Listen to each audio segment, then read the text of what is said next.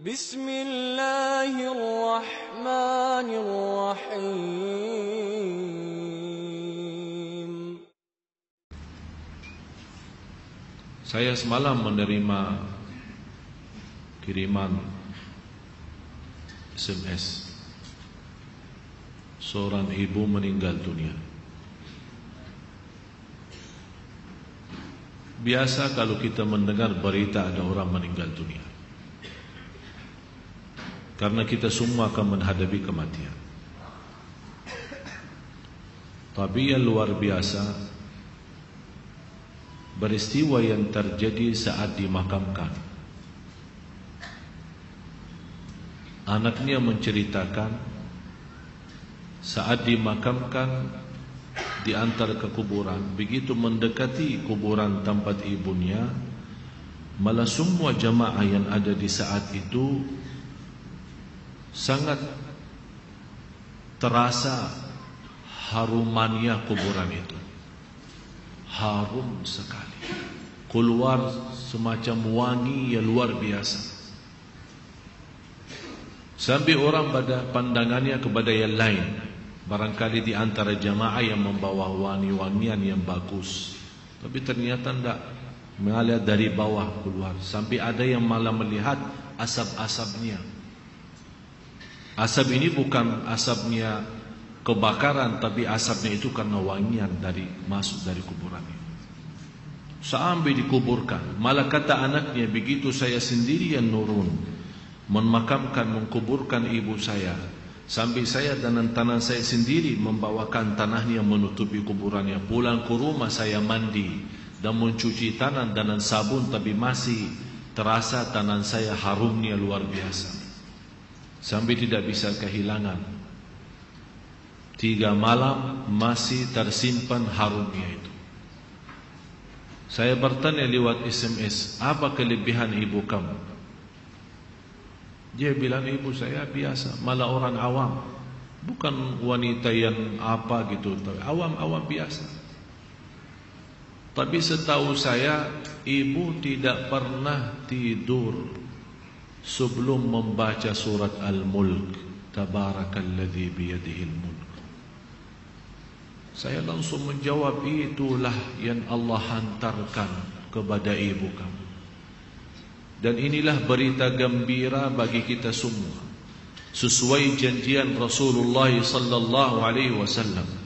30 ayat syafa'at li sahibiha min azabil qabr. 30 ayat yang telah membawakan syafaat bagi orang diselamatkan dari siksa kubur. Dari situ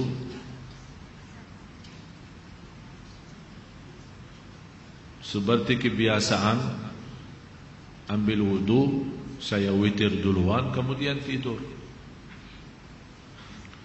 Apa yang saya lihat dalam mimpi? Bapak Ibu, yang saya lihat diri saya sendiri di dalam kubur.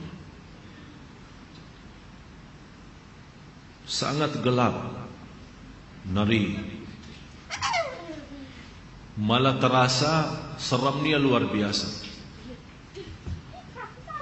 sampai tidak bisa saya bayangkan di saat itu. Tapi tiba-tiba sampai saya di situ merasa ketakutan dan kesepian, muncul sebuah cahaya di dalam kubur sendiri itu. Dan saya berteriak, siapa kamu yang membawa cahaya itu? Dia langsung sendiri cahaya berkata, saya surat Al-Mulk. Tabarakalladzi biyadihi. Saya sendiri di malam itu tidak sempat membaca. Saya bangun kaget. Saya ambil wuduk lagi dan membaca surat Al-Mulk, baru saya tidur lagi. Saya memberikan nasihat kepada semua jemaah yang hadir. Tolong sampaikan pesan ini. Jangan tidur belum baca surat Tabarak, karena kita tidak tahu kapan saatnya menghadapi kematian. Bisa jadi itu tidur kita adalah tidur yang terakhir dari dunia ini. Mudah-mudahan dengan kita mengkhatamkan hari kita dengan membaca surat Al-Mulk, Allah ampuni segala dosa kita, dan Allah harumkan kuburan kita menjadi taman dari taman surga. Al-Mulk surah yang luar biasa dahsyat. Saya mohon, biarpun ibu-ibu sedang halangan tidak salat, tetap mau tidur, ambil air wudu dan baca surat Al-Mulk. Baca surat Al-Mulk. Siapapun kiainya, siapapun ustaznya, siapapun dokter yang melarang kita sebagai wanita membaca karena lagi halangan, saya sekarang berkata, ibu-ibu sedang halangan, baca surat Al-Mulk. Karena saat kematian tidak akan bisa membedakan kita lagi suci atau lagi halangan. Mati-mati. Dan Allah Maha tahu niat kita. Dan lebih baik saat kita membaca sedang halangan, jangan megang Al-Quran langsung, menyentuh Al-Quran langsung, sebagaimana saya jelaskan, bagi sarung tangan atau bagi HP kita. HP kita yang isinya Al-Quran, buka surat Al-Mulk di HP kita dan kita baca. Karena di situ Anda bukan megang Quran tapi megang HP. Begitulah kita rasakan. Kalau ya Allah, seandainya Engkau mencabut nyawa saya di malam ini, saya sedang halangan, tapi ya Allah, saya membaca surat Al-Mulk. Niatkan diselamatkan ya Allah dari siksa kubur. Dan harus kita yakini, kita di umur kita di dunia kubur jauh lebih panjang daripada umur kita di dunia. Bisa malah ratusan tahun. Ada yang sudah di alam kubur 1000 tahun. Ada yang lebih, kira-kira bisa terbayang 1000 tahun. Apalagi ummah yang terdahulu. Oleh karena itu jamaah sekalian, waspadalah, berhati-hatilah. Marilah kita sama-sama menjaga kebaikan itu. Karena sungguh inna rahmatallahi qaribun minal muhsinin. Sungguh rahmat Allah sangat dekat bagi orang yang berbuat baik. Sangat jarak kita menuju ke akhirat sangat dekat, sangat-sangat dekat. Malah jauh lebih dekat daripada rencana kita besok. Jarak kita ke akhirat, jarak kita masuk kubur jauh lebih dekat daripada rencana kita besok. Malah kematian itu jauh lebih mendadak dan lebih cepat daripada kita mengambil suapan makanan. Belum kita sampai menantarkan, membawakan suap makanan sampai ke mulut kita, sudah dicabut nyawa kita. Jauh lebih cepat itu. Oleh karena itu marilah kita sama-sama semua kita punya salah, punya kekurangan.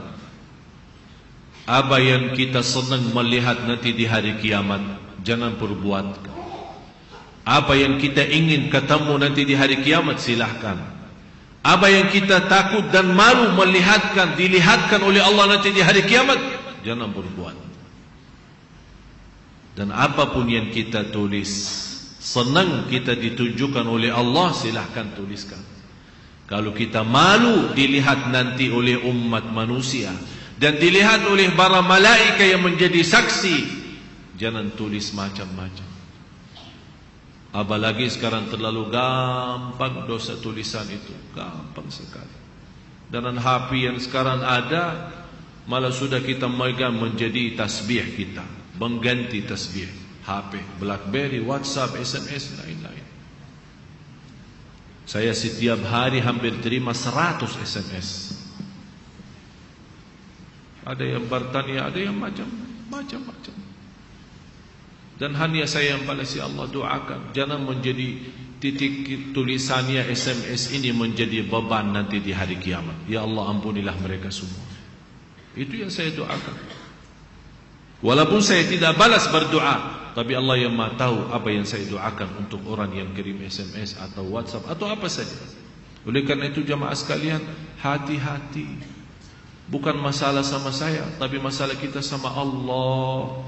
Selalu saya menyampaikan dan mengingatkan kembali, jangan lagi berkata saya tidak enak sama ustaz, saya tidak enak sama keluarga, saya tidak enak sama jamaah. Rubahkan kata itu, berkatalah saya tidak enak sama Allah, saya tidak enak sama Rasulullah sallallahu alaihi wasallam.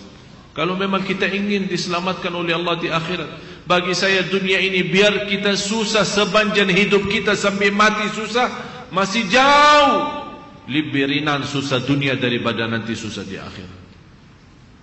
Harus menjadi tujuan kita akhirat, bukan dunia. Akan Allah datangkan dunia dan akhirat.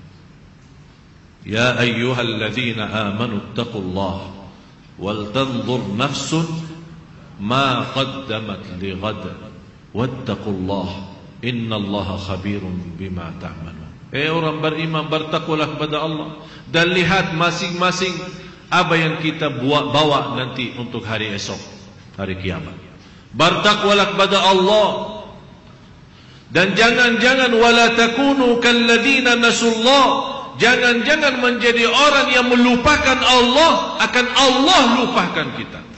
Kalau Allah lupa sama kita, na'udzubillah, berantakan, hancur, dunia akhirat hancur kalau Allah lupa sama kita.